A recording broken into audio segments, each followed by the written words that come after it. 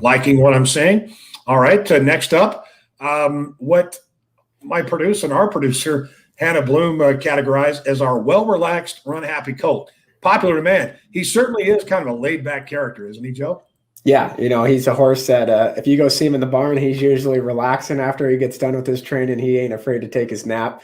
Assistant trainer Gary Mandela has sent us a few pictures of him napping in the morning. He's quite the character. Here we're going to see his second gate work since coming off the layoff. If you remember, we highlighted his first gate work where he's not really one to break slow. He breaks out of the gate, and then he almost kind of hesitates for a second. He did it again here. It's something that Team Mandela will continue to school with him. I guarantee you'll see him work from the gate once or twice more, but you can see he makes up the ground really quick. And to me, this was a very strong work. He's going to be working with a horse that's already worked 2 5/8 of a mile going into this work. So from a fitness standpoint, Wings of an Angel, who's on the inside, is much further along. But Popular Demand to the half-mile work, very strong. Team Mandela, after each work has been very pleased with how he's progressed.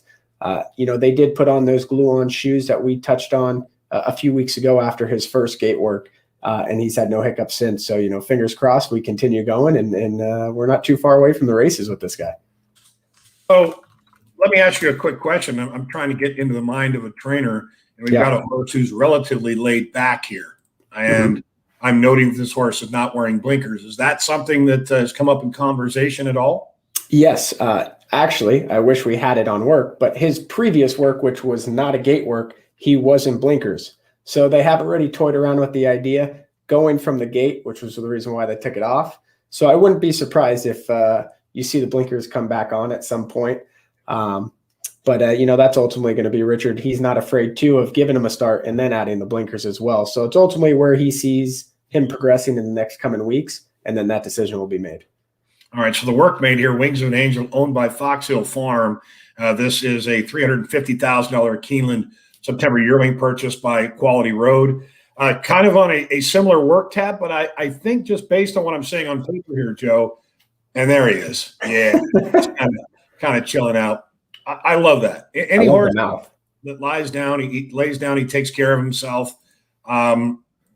I think it's a positive sign. You think of athletes, and what's interesting, and it was funny, Joe. I know that the other day when we were at Cheddar's having dinner, there was, they have the little pop-ups on the, where you pay for the dinner, and they talked about cattle and horses were the only species that could sleep standing up because they're the only ones in which could lock their knees.